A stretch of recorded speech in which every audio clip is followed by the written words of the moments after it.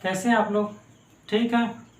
चलिए, उम्मीद करता हूँ आप लोग मस्त होंगे, ठीक होंगे, ठीक है, और लिख भी रहे होंगे। हम लोग मॉडर्न हिस्ट्री पढ़ रहे हैं, आधुनिक भारत का इतिहास पढ़ रहे हैं, ठीक है। आधुनिक भारत के इतिहास में हम लोग कई सारी चीज़ें पढ़ चुके हैं, उस समय की पृष्ठभूमि देख चुके हैं, और इसके बाद हम लोग ये देखे हैं कि फिर यूरोपीय कंपनियों का जो आगमन हुआ है, कि हमारे जो पुर्तगाल आए, फिर इसके बाद डेनिश आए, डच आए, और अंग्रेज आए, फ्रांसीसियों, इसके बारे में भी हम लोग देखें, ठीक है। और इसके बाद हम लोग कर्नाटक के 3 युद्ध देखे हैं। कर्नाटक के तीनों युद्ध के बारे में हम लोग चर्चा कर चुके हैं, अच्छे से किए थे। और अब आगे हम आज पढ़ेंगे प्लासी के युद्ध के बारे में। तो आज हम लोग प्लासी के युद्ध के बारे में देखेंगे, उसकी मतलब पृष्ठभूमि के बारे में भी देखेंगे, और फिर इसके बाद उसके युद्ध के बारे में देखेंगे। हम लोग कर्नाटक के युद्ध में तीनों युद्ध देखे थे। कर्नाटक का प्रथम युद्ध, द्वितीय युद्ध, तृतीय युद्ध। दूसरा युद्ध तो मुख्यतः यहाँ ये हुआ था, मतलब यहीं के संदर्भ में देखा जाता है कि उत्तराधिकार को लेकर हुआ, लेकिन जो प्रथम युद्ध कर्नाटक का और जो तृतीय युद्ध हुआ है वो यूरोप से पूरी तरीके से संबंधित था, ठीक है। जिसके कारणवश फ्रांसीसी और अंग्रेजों के साथ युद्ध हुआ। तो आज हम लोग उसके आगे देखेंगे प्लासी के युद्ध के बारे में, ठीक है। प्लासी के युद्ध के बारे के बाद फिर हम लोग फिर इसके बाद बक्सर के युद्ध देखेंगे, फिर द्वैत शासन, आगे बढ़ते जाएंगे। तो आइए हम लोग प्लासी के युद्ध के थोड़ा बहुत देखते हैं, मतलब उसकी पृष्ठभूमि भी देखेंगे, और इसके बाद आगे भी धीरे धीरे उसके कारण भी देखेंगे, कारण के बाद उस घटनाक्रम देखेंगे, फिर आगे बढ़ते जाएंगे। चलिए आइए देखते हैं। चलिए, तो आज हम लोग प्लासी के युद्ध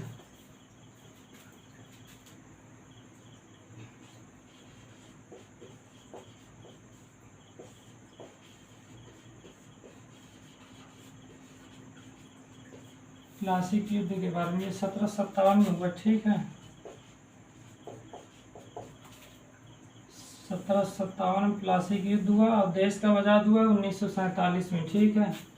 1947 का मतलब इसके 200 वर्ष बाद।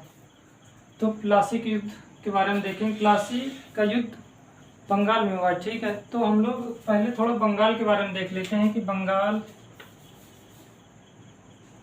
क्या था। थोड़ा बंगाल के बारे में देखें। हम बंगाल के बारे में देखें इससे पहले, बंगाल मुगलों के अधीन एक प्रकार का कह सकते हैं सूबा था या प्रांत था, ठीक है। सूबा या प्रांत का मतलब ये होता है कि उनके अधीन हुआ करता था, एक प्रांत होता था, ठीक है, जिसके कारण उनको पूरी तरीके से आर्थिक हो गया और सैनिक हो गए, पूरी तरीके से क्षमताएं मिला करती थी, ठीक है। तो बंगाल भी एक प्रकार का प्रांत था, मुगलों के जो अधीन हुआ करता था। 1757 चल रहा है, ठीक है। 1757 में आप लोग जानते ही हैं कि 1526 से युद्ध हुआ, फिर इसके बाद किनका नियंत्रण है? मुगलों का नियंत्रण है। तो बंगाल पर भी मुगलों के नियंत्रण ही है। तो 1757 चल रहा है। तो 1757 में आप जानते हैं कि इसके मुगलों का अधीन ही है। मुगलों के अधीन ये एक प्रकार से क्या है, लेकिन अब धीरे धीरे स्वतंत्र हो रहे हैं। हम इससे पहले जब पहली क्लास देखे थे, पहली क्लास में देख लिए हैं कि बंगाल भी धीरे धीरे स्वतंत्र हो रहा था। उस समय अवध भी धीरे धीरे स्वतंत्र ही हो रहा था। कई सारे देखे थे, फर्रुखाबाद हो गया, ये सभी देख चुके थे, ठीक है। उधर हम सिंध भी देखे, पंजाब भी देखे, नीचे पूरा हैदराबाद देखे, कर्नाटक भी देखे, कई सारी चीज़ देखे। उसमें बंगाल भी तो था। तो बंगाल भी धीरे धीरे स्वतंत्र हो रहा है। तो हम थोड़ा देखते हैं ये क्या है। इसमें पहला पॉइंट आप लिखिए, बंगाल में ही लिखिएगा कि ये बंगाल। अच्छा, पहले क्षेत्र देख लेते हैं इसके अंतर्गत। ये जो पूरा बंगाल है, ये बंगाल में पूरा क्या क्षेत्र आता है, थोड़ा ये देखते हैं। बंगाल में आता है पूरा बिहार, उस समय की बात है 1757। इसी में आता है पूरा उड़ीसा, जो वर्तमान में आज है, और प्लस कह सकते हैं कि हमारा जो पश्चिम बंगाल, और कह सकते हैं जो पूरा बांग्लादेश है।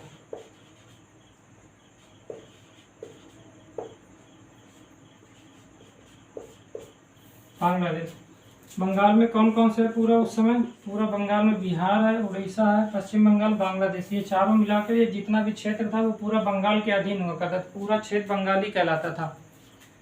तो पहला पॉइंट आप इतना लिखेंगे। आप दूसरा क्या लिखेंगे कि ये मुगलों के अधीन एक प्रकार का सूबा या प्रांत था।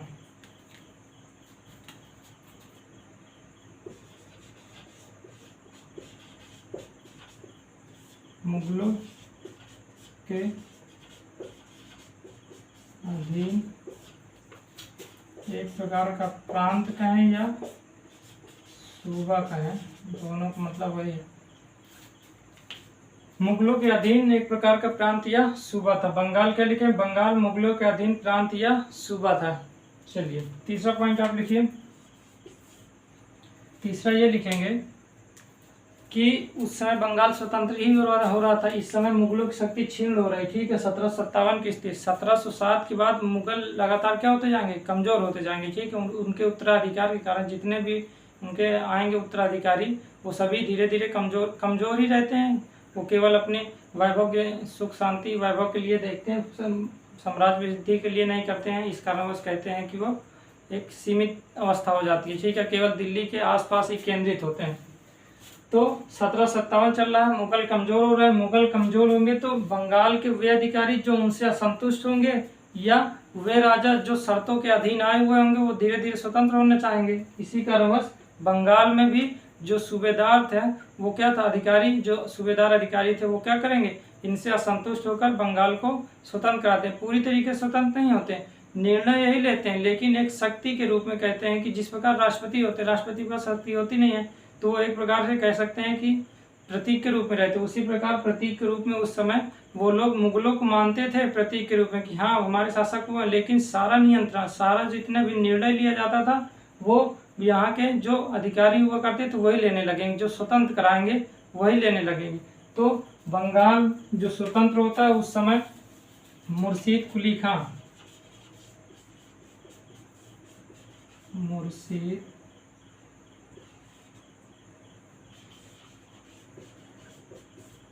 कुली खां के नेतृत्व में क्या हुआ? के नेतृत्व में बंगाल स्वतंत्र हुआ। ठीक है, बंगाल क्या हो गया? स्वतंत्र। ये स्वतंत्र का मतलब है कि निर्णय स्वयं लेने लगेंगे। ठीक है, मुर्शीद कुली खां जितनी भी गतिविधियां होंगी बंगाल में, जितनी भी गतिविधियां होंगी वो किसके अधीन होंगी? मुर्शीद कुली खां। मुर्शीद कुली खां सारे निर्णय लेंगे और इन्हीं के नेतृत्व में बंगाल स्वतंत्र होगा, लेकिन एक प्रतीक के रूप में मुगलों को स्वीकार करेंगे। मुगलों को अर्थव्यवस्था मतलब कुछ कर भी दिया करते, कर का मतलब राजस्व भी दिया करते थे। जितना राजस्व ये मुगलों को दे दिया करते थे उतने वो संतुष्ट रहते थे, लेकिन वो अत्यधिक मांग नहीं किया करते थे। इसका मतलब निर्णय इन्हीं का होता था, तो इन्हीं के नियंत्रण में बंगाल अब धीरे धीरे स्वतंत्र हो गया। तो ये 3-4 बातें आप लोग लिख लीजिएगा, रफ कर दें। चलिए एक और लिखिएगा कि मुर्शीद कुली खां के बाद अगर यहाँ देखेंगे कि कौन कौन आए हैं शासक जो बंगाल पर नियंत्रण किए हैं। इसके बाद आए हैं सरफराज आए हैं, फिर अली वर्दी खां आए हैं, शुजाउद्दीन आए हैं, फिर ठीक है सुराजुद्दीन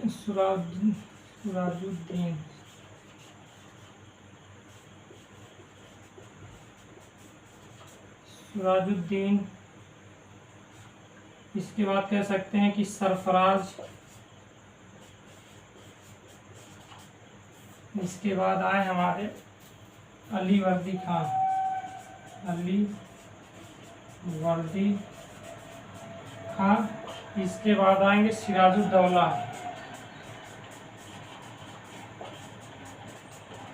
सिराजुद्दौला। इतना आप लिखेंगे। शुजाउद्दीन, सरफराज, अली वर्दी खां और सिराजुद्दौला। सिराजुद्दौला के नेतृत्व में प्लासी का युद्ध होगा जिसमें अंग्रेजों की विजय होगी। तो आप लोग इतना लिखिए, ये 4 पॉइंट आप लिखना है। बंगाल कितना है? पूरा बंगाल है, बिहार है, उड़ीसा है, पश्चिम बंगाल और बांग्लादेश, ये पूरा क्षेत्र पूरा बंगाल कहलाता है। ठीक, बंगालों के अधीन क्या था? बंगालों के अधीन ये बंगाल मुगलों के अधीन एक सूबा या प्रांत था। तीसरा लिखेंगे मुर्शीद कुली खां के नेतृत्व में बंगाल स्वतंत्र हुआ। स्वतंत्रता का मतलब पूरी तरीके से निर्णय लेना, इतना लिखेंगे। मुर्शीद कुली खां के नेतृत्व में बंगाल सूबा या प्रांत स्वतंत्र हुआ, मुगलों से स्वतंत्र हुआ, जिसका मतलब है कि मुर्शीद कुली खां के नेतृत्व में समस्त निर्णय लिए जाते हैं। ठीक, क्यों? क्योंकि प्रतीक के रूप में अभी मुगलों को स्वीकार कर रहे हैं। ठीक है, फिर धीरे धीरे ये लोग उसको भी मानना बंद कर देंगे। फिर इसके बाद शासक देखेंगे सुजाउद्दीन होते हैं, फिर सरफराज आते हैं, फिर इसके बाद अली वर्दी खां और इसके बाद सिराजुद्दौला। सिराजुद्दौला ही है जिसके साथ प्लासी का युद्ध होता है। तो ये 4 पॉइंट आप लिख लीजिएगा। रफ कर दें अब इसको, चारों लिख लीजिएगा, इसके बाद आप कारण देखते हैं। चलिए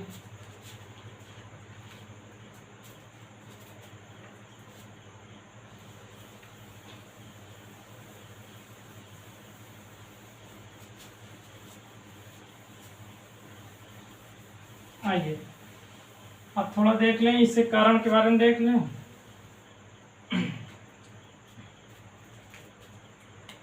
कारण, प्लासी के युद्ध का कारण देखेंगे।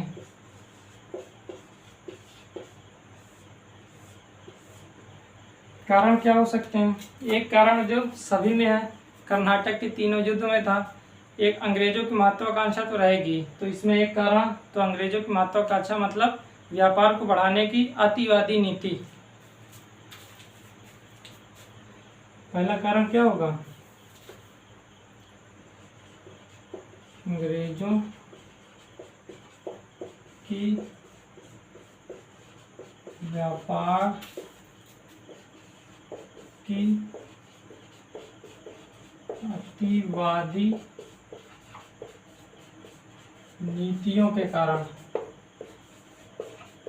इसको समझाते हैं, फिर आप लिखिएगा।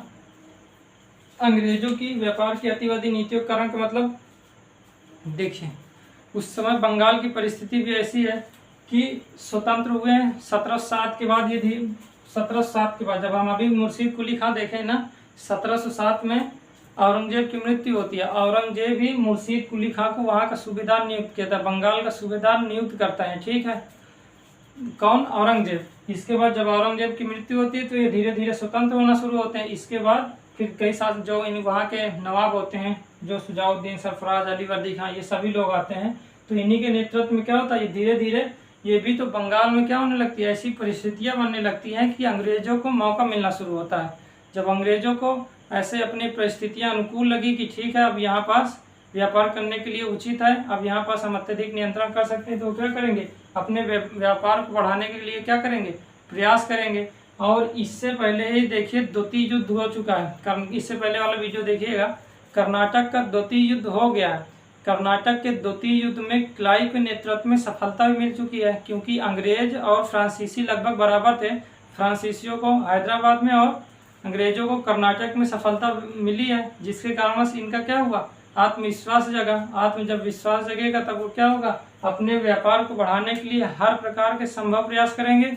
हर प्रकार के संभव प्रयास में ये बंगाल पर भी इनकी नज़र गई, और बंगाल पर नज़र गई और वहाँ की ऐसी परिस्थितियाँ ही थी कि ये लोग वहाँ हस्तक्षेप किए, और हस्तक्षेप करने के कारण ही कहते हैं कि फिर नवाब के साथ मतलब ठीक ठाक संतुलन नहीं बन पाए, जिसके कारण उस क्या हुआ, इनका कह सकते हैं इनके साथ युद्ध हुआ, ठीक है। चलिए तो पहला इतना लिखेंगे, पहला कारण यही है। दूसरा कारण लिखिए कि उस समय जितने भी विरोधी थे, विरोधी का मतलब कि जानते हैं कि कोई भी शासक रहता है तो कोई ना कोई वहाँ पास विरोधी होता है जो शासन करना चाहता है या राजा को पसंद नहीं करता। तो उनके विरोधियों के साथ क्या किए, अंग्रेज मिल गए, और अंग्रेज मिल के क्या करने लगे, उनको संरक्षण देने लगे, षड्यंत्र रचने लगे, नवाब के खिलाफ क्या करने लगे, षड्यंत्र रचने लगे। और अंग्रेजों ने उनका व्यापक समर्थन किया, जो विरोधी थे उनका व्यापक समर्थन किया, जिसके कारण से नवाब क्या हुए, मतलब नवाब को बहुत नाराज हुए, या कह सकते हैं कि उनको बहुत बुरा लगा, और जिससे कारणवश युद्ध की स्थिति बनी। तो आप दूसरा क्या लिखेंगे, अंग्रेजों द्वारा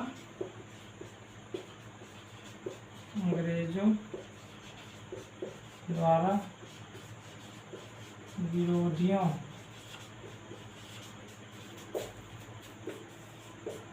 को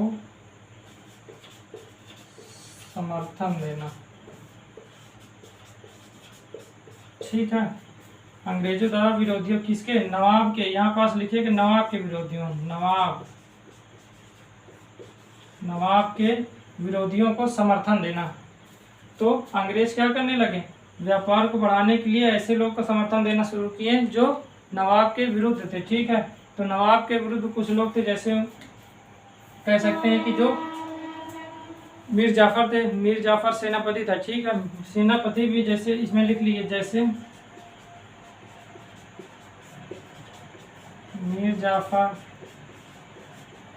घसीटी बेगम,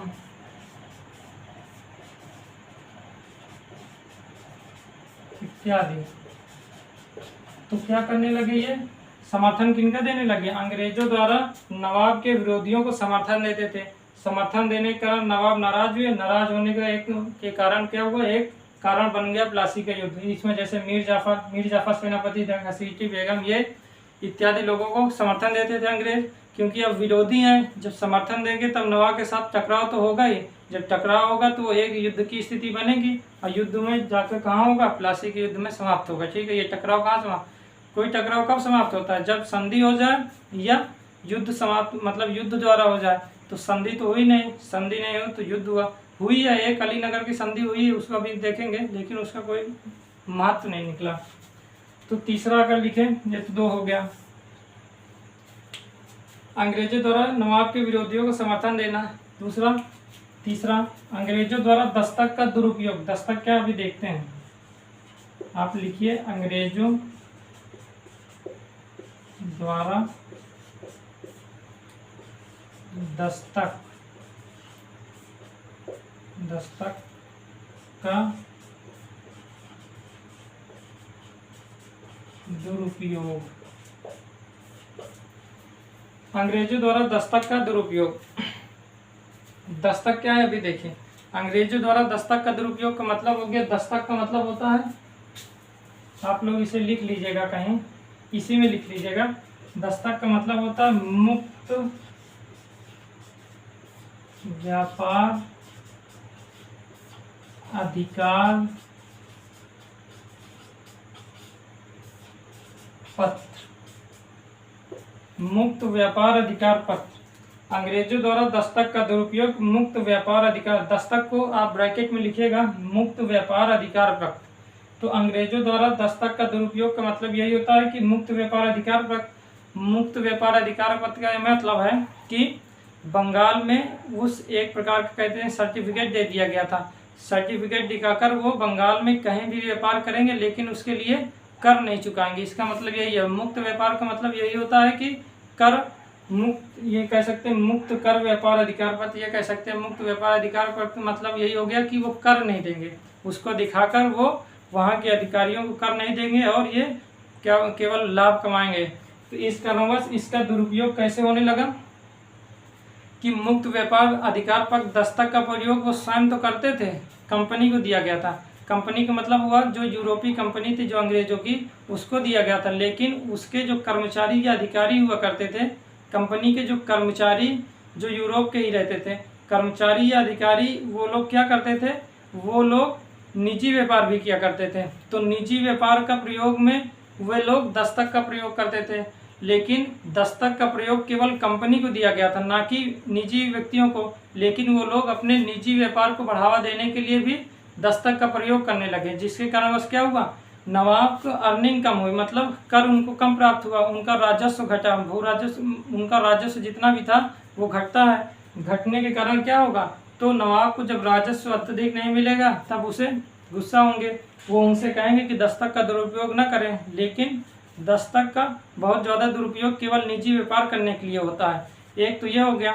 दूसरा कहते हैं कि जो अधिकारी हुआ करते थे कंपनी के, वो दस्तक का प्रयोग भारतीय व्यापारियों को भी करवाते थे। दस्तक का प्रयोग भारतीय व्यापारियों को लाभ भी दिलवाते थे दस्तक का प्रयोग करके। जैसे कोई भारतीय व्यापारी बंगाल में व्यापार कर रहा है, उसके लिए उसे कर चुकाना पड़ रहा है, चुंगी कर मान लेते हैं, चुंगी कर चुकाना पड़ रहा है, कहीं जाते हैं तो चुंगी कर अधिकारी वसूलते हैं। लेकिन दस्तक को देकर कोई कर नहीं देना है, तो क्या करते थे अंग्रेज व्यापारी कि वो कहते थे कि हम आपको 10 रुपये यदि देना है कर, तो हमको 5 रुपये दे दीजिए, हम आपको दस्तक देंगे, दस्तक का मतलब प्रयोग करने के देंगे, आप पार हो जाइएगा, इसके बाद हमको 5 रुपये दे दीजिएगा। तो इस प्रकार क्या हो गया, 5 रुपये इनको लाभ और ज़्यादा हो गया, लेकिन 10 रुपये की हानि किसको हो गई, नवाब को हो गई, क्योंकि व्यापारी तो दिए नहीं अधिकारियों को। जब अधिकारियों को नहीं मिलेगा तब उनको नवाब का राजस्व घटेगा। इस प्रकार दस्तक का प्रयोग लगातार दुरुपयोग होता रहा। ठीक है, दस्तक का दुरुपयोग लगातार हो गया रहा। कैसे, भारतीय व्यापारियों को प्रयोग करवाते थे, साथ ही साथ निजी व्यापारियों को, मतलब निजी अपने व्यापार को भी बढ़ावा देने के लिए दस्तक का प्रयोग करते थे। लेकिन ये दस्तक का प्रयोग जारी कौन किया था? तो अगर आप लिखना चाहें तो 1717 में फारूक सियर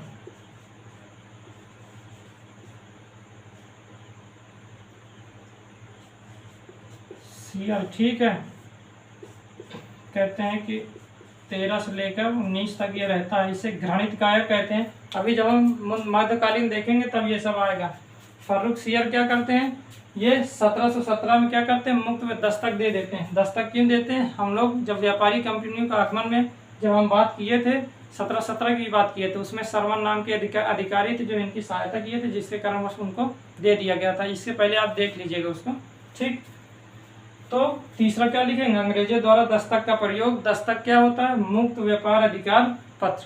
तो 3 कारण पहले आप लिखिएगा। क्या लिखेंगे? अंग्रेजों की व्यापार की अतिवादी नीति। दूसरा लिखेंगे अंग्रेजों द्वारा नवाब के विरोधियों को संरक्षण देना। तीसरा लिखेंगे अंग्रेजों द्वारा दस्तक का दुरुपयोग।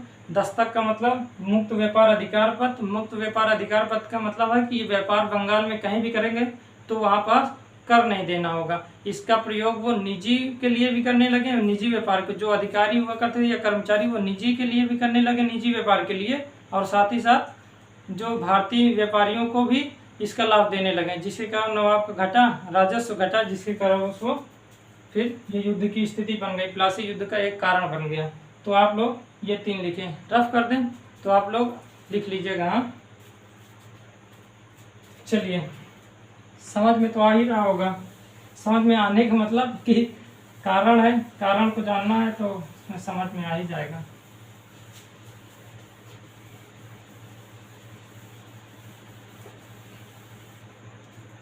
आप लोग अब लिखिए चौथा।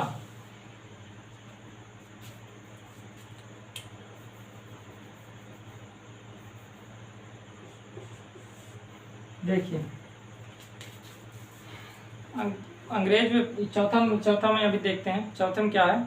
चौथा में ये है कि अंग्रेज देखे हैं कि हम लोग व्यापारिक कंपनी जब अभी हम देखे थे इससे पहले वीडियो, 1-2 पहले वीडियो में, जब अंग्रेजों का जो आगमन हुआ है, ठीक है, तो उसके बारे में हम लोग देखें तो उसमें देखें कि कई स्थानों पर वो व्यापारिक केंद्र बना रहे हैं, फैक्ट्री स्थापित कर रहे हैं। तो हम लोग ये सब देख चुके हैं कि कई स्थानों पर, वहाँ पास कलकत्ता में भी ये लोग क्या किए हैं? व्यापारिक कंपनी स्थापित किए हैं, अपनी बस्ती बनाए हैं।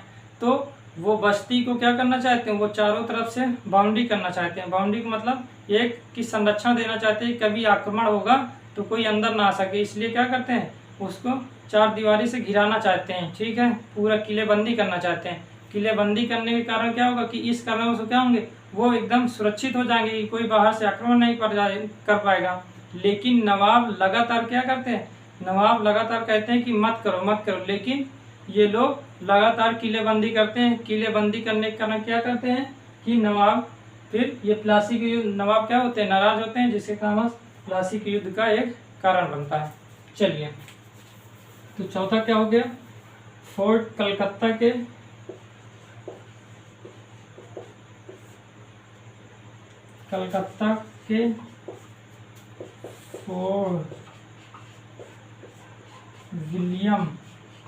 फोर्ट विलियम की किलेबंदी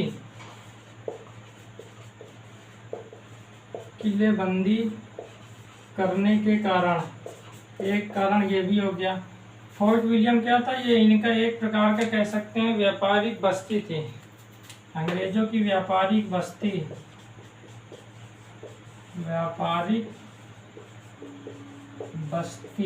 कोई परेशानी नहीं। फोर्ट विलियम क्या? व्यापारिक बस्ती। तो कलकत्ता के फोर्ट विलियम की किलेबंदी करने के कारण, क्यों? क्योंकि किलेबंदी करने को नवाब मना कर रहे हैं, लेकिन ये लगातार अपनी उस व्यापारिक बस्ती को चारों तरफ से घेर रहे हैं। इसके कारण बस भी क्या हो गया? एक प्लासी के युद्ध का एक कारण बन गया। नवाब के साथ टकराव होगा तो युद्ध हो गया, ठीक। तो आप लोग चौथा क्या लिखेंगे? कलकत्ता के फोर्ट विलियम की किलेबंदी करने के कारण, नवाब के मना करने, आप लिखिए नवाब के मना करने के बावजूद भी कलकत्ता के फोर्ट विलियम की किलेबंदी करना, ठीक, इतना लिख लीजिएगा। तो ये क्या है? फोर्ट विलियम क्या है? इनकी एक व्यापारिक बस्ती है जहाँ पास वो पूरी तरीके से संचालन करते हैं अपने व्यापार का। तो इतना हो गया। चलिए 5वां लिखें। जब ये लगातार नहीं मानते हैं, ठीक है, कि किलेबंदी करते रहते हैं, जब नवाब के आदेश नहीं मानते हैं, तब नवाब नाराज होंगे तो क्या होंगे, आक्रमण करेंगे। तब वो क्या करते हैं, कलकत्ता में आक्रमण कर देते हैं।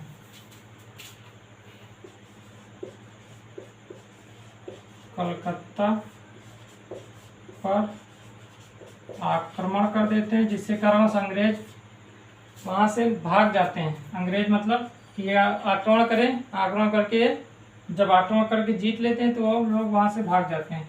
तो आक्रमण करके नवाब क्या करते हैं, जीत लेते हैं। और वहाँ कलकत्ता में जो एक अधिकारी को सौंप देते हैं, कलकत्ता का पूरा देखभाल के लिए एक अधिकारी को सौंपते हैं, जिसका नाम है इसका नाम अभी याद नहीं आ रहा, अभी बताते हैं। तो कलकत्ता पर आक्रमण कर देते हैं, जिससे कारण क्या होते हैं, जीत जाते हैं। और जो अंग्रेज होते हैं वो फुल्टा द्वीप कहते हैं, फुल्टा द्वीप पर भाग के शरण लेते हैं। फुल्टा द्वीप बंगाल की खाड़ी में एक द्वीप है। तो अंग्रेज भागकर वहाँ शरण लेते हैं।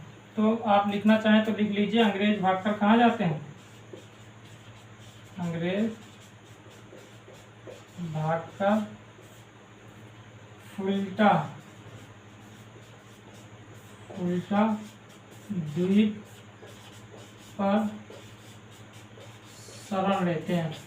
यहाँ से जब कलकत्ता पर आक्रमण करके जब नवाब उसे जीतते हैं तो अंग्रेज भागकर फुल्टा द्वीप पर शरण लेते हैं, जिससे कारण अंग्रेज क्या होते हैं, बहुत नाराज होते हैं। और नाराज होने के कारण ये क्या करते हैं, ये लोग क्लाइव को, जो मद्रास के क्या हैं गवर्नर है, उनको संदेश भेजते हैं। तब वो कहते हैं कि वो अपने सेना लेकर वहाँ से चलते हैं और यहाँ आकर फिर बाद में एक कारण बन जाता है। तो युद्ध के ये एक कारण। 5वां कारण, कलकत्ता पर आक्रमण करके जीतते हैं। एक और कारण है, उसको लिखते हैं, रफ कर दें इतना। चलिए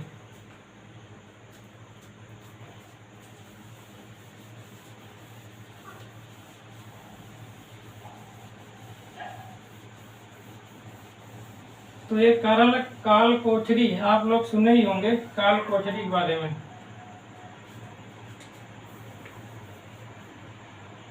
5वां लिखिए, काल कोठरी त्रासदी। काल कोठरी त्रासदी। देखिए, कलकत्ता पर आक्रमण करते हैं। कलकत्ता किनकी व्यापारिक बस्ती है, अंग्रेजों की। जब ये नहीं मान रहे थे तब वहाँ पास आक्रमण करके उस पूरे क्षेत्र पर बंगाल पर किनका नियंत्रण हो जाता है, अंग्रेज नवाब का नियंत्रण हो जाता है। और अंग्रेज भागकर कहाँ जाते हैं, फुल्टा द्वीप, जो बंगाल की खाड़ी में एक द्वीप है, वहाँ पर जाके शरण लेते हैं। वो नीचे ही है, पश्चिम बंगाल के थोड़ा सा दूर पर पड़ता है वो द्वीप। तो वहाँ पास वो जाकर शरण लेते हैं। और कलकत्ता पर एक अधिकारी को कहते हैं बंगाल, वहाँ पास पूरा राज्यभार देते हैं। उनका नाम अभी याद आएगा तो बता देंगे, शायद मानिक चंद नाम था, शायद मानिक चंद नाम है उस अधिकारी का नाम, मानिक चंद है, जो कलकत्ता को पूरा राज्यभार नवाब देते हैं कि आप यहाँ पास अब देखिए। कलकत्ता को पूरी तरीके से उनको दे देते हैं कि अब आप यहाँ के बारे में देखिए। और अंग्रेज भागकर फुल्टा द्वीप पर चले जाते हैं। तो काल कोठरी त्रासदी। तो बहुत सारे लोग को क्या कहते हैं कि उस आक्रमण से बहुत सारे लोग को बंदी बना लेते हैं। बंदी बनाने के कारण ये कहते हैं 1756 की बात है, जून 1756 की ये बात है कि काल कोठरी त्रासदी। इसमें क्या होता है कि आक्रमण करते हैं, आक्रमण करने के बाद बहुत सारे लोगों को बंदी बना लेते हैं अंग्रेजों को। और कहते हैं एक छोटे से कमरे में बंद कर देते हैं। छोटे से कमरे में कहते हैं सब लगभग 146 लोग रहते हैं। एक छोटे से कमरे में बंद कर देते हैं। और उस बंद करने में कारण वहाँ पास कोई ऑक्सीजन नहीं जा पाती, जिसके कारण से बहुत सारे लोग मारे जाते हैं। जिसके कारणवश इस कारणवश कहते हैं कि इससे अंग्रेज नाराज होते हैं। और अंग्रेज नाराज होने के कारण क्लाइव के नेतृत्व में वो कलकत्ता पर आक्रमण करता है और कलकत्ता पर आक्रमण करके उसको जीत लेता है। इसके बाद हम देखते हैं उसके बारे में। तो काल कोठरी त्रासदी क्या है कि इसमें क्या होते हैं, बंगाल के नवाब जो सिराजुद्दौला वो क्या करते हैं, आक्रमण करते हैं। और आक्रमण करने के बाद वहाँ कई सारे अंग्रेजों को क्या करते हैं, वो अपने अधीन कर लेते हैं, बंदी बना लेते हैं। बंदी बनाकर उनको एक कोठरी में जो बहुत छोटी सी होती है उसमें बंद कर देते हैं, जिसके कारणवश वहाँ पास कहते हैं ऑक्सीजन भी नहीं जा पाती और जिसके कारण बहुत सारे लोग वहाँ मारे जाते हैं। इसके जो सूचना देते हैं एक हालवेल नाम के एक अधिकारी हैं, वो सूचना देते हैं कि ऐसी ऐसी घटना हुई है, लेकिन ये प्रमाणित नहीं हुई। ऐतिहासिक रूप से ये कहते हैं प्रमाणित नहीं हुई, ये घटना ऐतिहासिक रूप से प्रमाणित नहीं है। कहते हैं ये हालवेल नाम के एक अधिकारी हैं जो कहते हैं षड्यंत्र रचे थे, जो क्लाइव को बताएं कि ऐसी ऐसी घटना हुई, जिससे क्लाइव नाराज होकर यहाँ आते हैं और फिर आक्रमण करते हैं कलकत्ता पर और विजय भी प्राप्त करते हैं। तो ये घटना है काल कोठरी त्रासदी। तो आप लोग केवल इतना लिखेंगे, काल कोठरी त्रासदी में अंग्रेजों को गिरफ्त करके वो एक कोठरी में बंद कर देते हैं, जिसके कारणवश बहुत सारे अंग्रेज मर जाते हैं। जिससे कारणवश क्या होता है, हालवेल नाम का अधिकारी क्लाइव को ये सारी बातें बताता है और क्लाइव के नेतृत्व में वो आते हैं और क्या करते हैं, विजय प्राप्त करते हैं कलकत्ता पर। तो एक घटना हो जाती है काल कोठरी त्रासदी। तो काल कोठरी के बारे में आप जान जाइए कि इसमें बहुत सारे व्यक्तियों को क्या कर दिया गया था, एक कोठरी में बंद कर दिया गया था, जिसके कारणवश वो क्या होते हैं, वो मर जाते हैं। और फिर हालवेल नाम के एक अधिकारी का नाम, ये हालवेल नाम का आप लिख लीजिएगा, ये आता है उसमें बहुविकल्पी में ये आता है, ठीक है। हालवेल नामक एक अधिकारी है, कहते हैं यही, यह प्रूफ नहीं हुई यह घटना, लेकिन कहते हैं ये बताया है और इसकी दिमाग की उपज है, इसी के दिमाग की उपज, ये घटना इसके दिमाग की उपज है, दिमाग की उपज। ये प्रमाणित नहीं हुई, यह घटना प्रमाणित नहीं हुई है, लेकिन कहते हैं हालवेल के दिमाग की उपज है और इसी उपज के कारण कहते हैं क्लाइव नेतृत्व करके पूरे बंगाल पर बाद में राज्य करते हैं। तो काल कोठरी त्रासदी के कारण भी एक कारण हो गया प्लासी का युद्ध। रफ कर दें अब इसको, हो जाएगा, लिख लेंगे। तो कौन कौन से कारण हो गए, अतिवादी नीति के कारण, दूसरा क्या हो गया, उनके विरोधियों को, नवाब के विरोधियों को संरक्षण देने के कारण, तीसरा क्या हो गया, तीसरा दस्तक का दुरुपयोग होने के कारण, चौथा क्या हो गया, बंगाल पर नियंत्रण, बंगाल फोर्ट विलियम, जो फोर्ट विलियम पर है, इनकी व्यापारिक बस्ती कलकत्ता के फोर्ट विलियम पर किलेबंदी करने के कारण, नवाब के मना करने के बावजूद भी।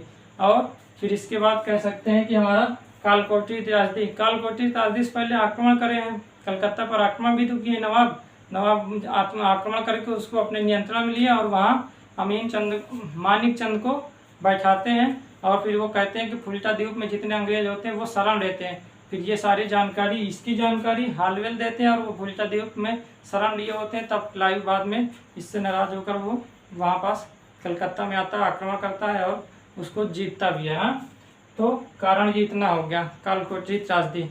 तो ये 4-5 कारण है, आप लोग लिख लीजिएगा। चलिए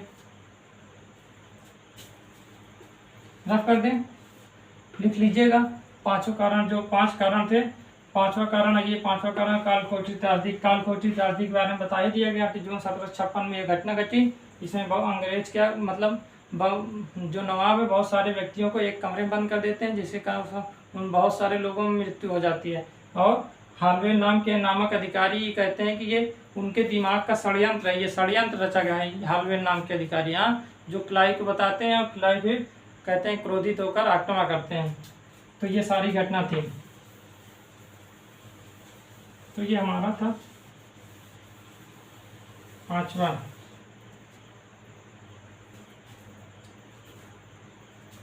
कारण अब रहने दीजिए, अब आप घटनाक्रम लिखिए।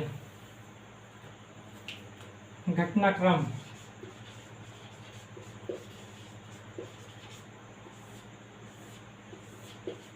घटनाक्रम इसमें पहले देखिए घटनाक्रम कहाँ से शुरू होता है, काल कोठरी त्रासदी। काल कोठरी त्रासदी में क्या हो गया, काल कोठरी त्रासदी में बहुत सारे व्यक्ति मारे जाते हैं। तो इसकी घटना एक अंग्रेज अधिकारी हालवेल ये बताते हैं, जिसके कारण क्लाइव क्या होते हैं, क्लाइव के नेतृत्व में बंगाल कलकत्ता पर विजय प्राप्त करना। क्लाइव के नेतृत्व में कलकत्ता पर विजय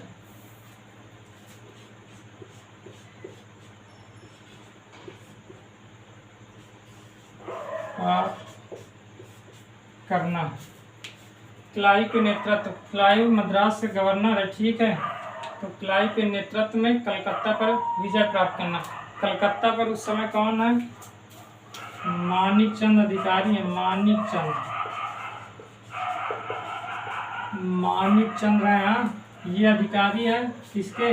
बंगाल नवाब के, सिराजुद्दौला के।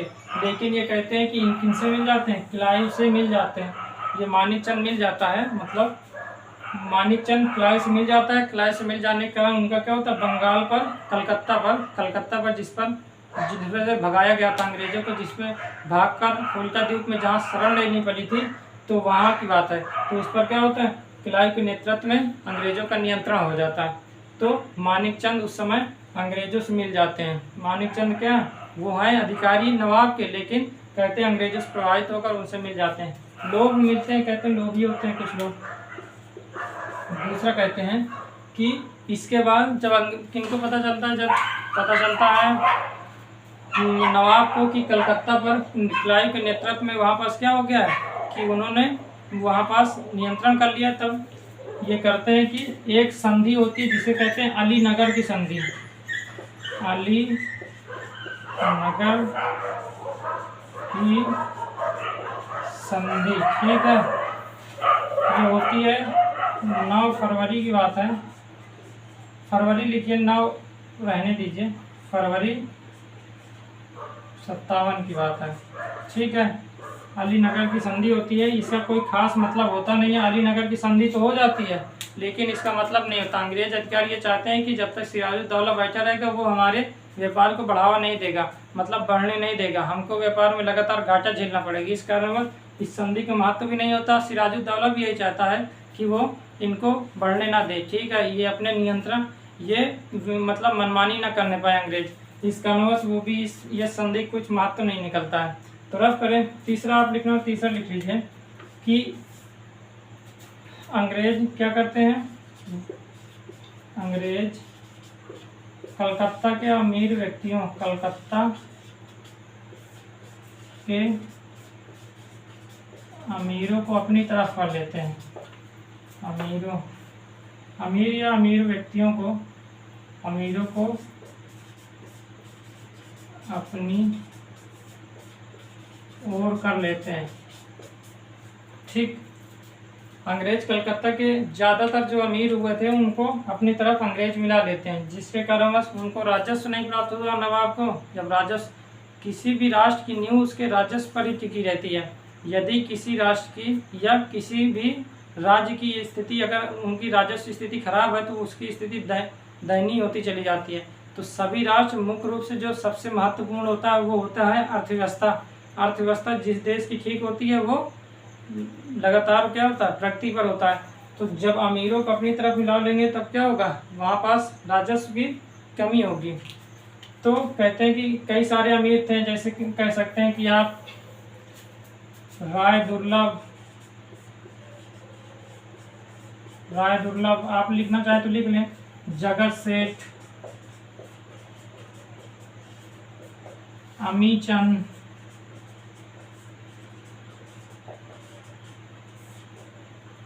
ठीक, ये कुछ जैसे हैं। आप मीर जाफर को भी लिख सकते हैं, मीर जाफर को भी अपनी तरफ ये मिला ही लेते हैं।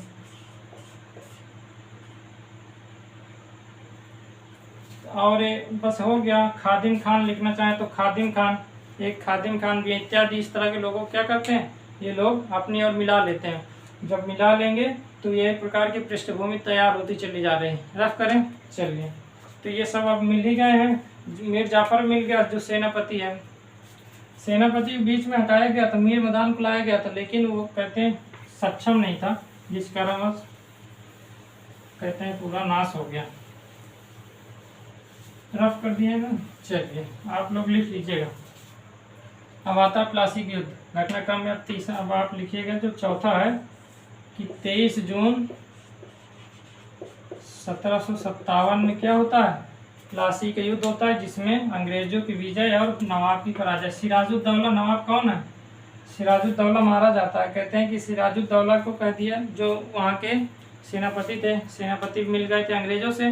कहते हैं वो लोग लड़े नहीं हैं और नवाब को भेज दिए कि आप जाइए, हम लोग देख लेंगे। लेकिन कहते हैं लड़े नहीं, थोड़ा बहुत दिखावटी के लिए लड़े हैं। बाद में कहते हैं इनको घेर कर मार दिया गया उनके महल में।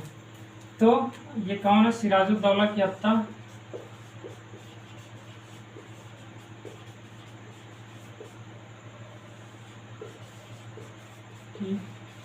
हत्या या पराजय कह सकते हैं, हत्या हो गई तो पराजय ही है। और अंग्रेजों क्या हो गया? अंग्रेजों की विजय, अंग्रेजों की विजय हो जाती है। 23 जून 1757 की बात है। तो प्लासी का युद्ध इतना था। 23 जून 1757 की सिराजुद्दौला की हत्या कर देती है, इसका मतलब वो पराजय होते हैं और अंग्रेजों की विजय होता है। तो किस कारणवश होती है? क्योंकि बहुत सारे लोग इनसे मिल जाते हैं। सेनापति स्वयं मिल गया तब क्या हो गया? उनकी सेना पूरे उन्हीं कंट्रोल में रहती है। जब सेनापति मिल गया तब तो हारना तय ही है। तो इसके बाद क्या कहते हैं कि बंगाल का नवाब कौन बनता है? मीर जाफर। मीर जाफर को बंगाल का नवाब बनाया गया। इनसे मीर जाफर को पहले ही कह दिया गया था कि जैसे ही सिराजुद्दौला की हत्या या मृत्यु होगी या पराजय होगा, उसके बाद आपको बैठा दिया जाएगा वहाँ के नवाब के रूप में। यह अंग्रेज पहले ही कर चुके थे, अनुबंध कर चुके थे। जिस कारणवश जब इनकी हत्या हो तो मीर जाफर को गद्दी पर बैठा लिया। हालांकि वो इसके बाद बहुत से जैसे 24 परगना की जमींदारी भी दी है। इसके बाद 37 लाख पाउंड कहते हैं कि वो पैसे भी दिए। तो अभी इसके बाद हम आर्थिक नीतियों में देखेंगे। अभी इसके बाद हम परिणाम देखेंगे, तो उसमें राजनीतिक परिणाम, आर्थिक परिणाम, जो भी जितने परिणाम वहाँ पास हुए उसके बारे में देखते, फिर असफलता कारण को आगे देखते हुए आगे चलेंगे। तो ये इतना था हमारा प्लासी का युद्ध। प्लासी का युद्ध केवल इतना था। तो 23 जून 1757 के मारा गया। तो इस समय प्लासी का युद्ध ये हुआ। ठीक है। तो जिसमें सिराजुद्दौला की हत्या या पराजय हुई, अंग्रेजों की विजय हुई, मीर जाफर को बंगाल का नवाब बनाया गया। तो इतना घटनाक्रम में केवल आप इतना लिखेंगे, परिणाम बाद में देखेंगे। एक का पॉइंट लिखना चाहो, के.एम. पडिक्कर लिखिए मत, केवल सुन लीजिए। के.एम. पडिक्कर ने कहा प्लासी का युद्ध कोई अंग्रेजों का कोई कुशल नेतृत्व वाला युद्ध नहीं था। ये तो एक प्रकार से कह सकते हैं कि अंग्रेज नवाबों को बेचा गया। नवाब को क्या हुआ? के.एम. पडिक्कर कहते हैं कि नवाब को एक प्रकार से अमीरों, बंगाल के अमीरों और सेनापतियों द्वारा बेच दिया गया अंग्रेजों के हाथ। के.एम. पडिक्कर ये कहें कि सिराजुद्दौला या बंगाल के नवाब को बंगाल के अमीरों या सेनापतियों द्वारा क्या किया गया? बेच दिया गया अंग्रेजों के हाथ, ये कहा गया। इसको लिखिएगा नहीं। तो ये इतना हमारा प्लासी का युद्ध केवल इतना था। मतलब इतना का मतलब अभी तो हम परिणाम नहीं देखें, इसके बाद बक्सर का युद्ध देखें। परिणाम और असफलता कारण देखेंगे। परिणाम और असफलता कारण को देखने के बाद परिणाम में ये देखेंगे कि मतलब अब अंग्रेजों की शक्ति अब बढ़ेगी, क्योंकि अब प्रत्यक्ष रूप से इनको हरा चुके हैं, सिराजुद्दौला को हरा चुके हैं। भले ही षड्यंत्र के द्वारा हराएं, लेकिन प्रत्यक्ष रूप से हराएं। ठीक है। तो हरा चुके हैं, तो अब इसका मतलब अंग्रेज अब किंग मेकर की भूमिका में आ गए हैं, क्योंकि यही क्या किया, मीर जाफर को नवाब बनाए। जब मीर जाफर को नवाब बनाए तो अब एक प्रकार से इनकी भूमिका एक किंग मेकर के रूप में हो गई है बंगाल में। तो अब ये व्यापार भी कर सकते हैं और अप्रत्यक्ष रूप से बंगाल पर नियंत्रण भी रख सकते हैं। यही करेंगे भी, धीरे से आगे आगे देखेंगे। बक्सर का युद्ध होगा तब तो पूरी तरीके से हो जाएगा, लेकिन अंग्रेजों की जो यहाँ पास से सफलता हो, राजनीतिक स्थिति जो होती है स्पष्ट होना शुरू होती है। इसके बाद इसी का प्रयोग जब 1757 में, इसके बाद कर्नाटक का तृतीय युद्ध शुरू हुआ 1758 में। 56 से शुरू हुआ था, लेकिन भारत में 1758 में शुरू हुआ। तो यहाँ के संसाधनों का प्रयोग वहाँ किया जाएगा। कहा गया था ना बताने के लिए, तो कल बताया जाएगा। तो यहाँ के संसाधनों का प्रयोग वहाँ करेंगे, जो क्लाइव के नेतृत्व में होगा, जब वहाँ पास जनरल आयोग को कामक्लाली को हराते हैं। तो ये हमारा था प्लासी का युद्ध। इतना था, इतना लिख लीजिएगा जितना लिखाया गया। ये जो बाद में बताएंगे केवल जानने के लिए है। कल हम लोग देखेंगे बक्सर का युद्ध। देखने से पहले शायद हम लोग देखेंगे परिणाम, फिर असफलता कारण। इसके बाद बक्सर का युद्ध देखेंगे। बक्सर के युद्ध के बाद आगे चलेंगे। ठीक है। तो चलिए, कैसा लगा आप बता दीजिएगा कैसा लगा, और जो बताया जाए जिस तरह उस तरह लिख लीजिएगा। बंगाल के बारे में 3 पॉइंट बताए गए हैं, फिर इसके बाद 5-6 पॉइंट हम कारणों के बारे में बताएं, और 5 पॉइंट 6 पॉइंट इसके बारे में, घटनाक्रम के बारे में। तो इसी तरह आप लिख लीजिएगा, इसी तरह याद भी कर लीजिएगा। हम कल देखेंगे परिणाम, असफलता कारण, फिर बंगाल विजय के बारे, मतलब बंगाल विजय में दूसरा टॉपिक हमारा होगा बक्सर का युद्ध। बंगाल विजय में ये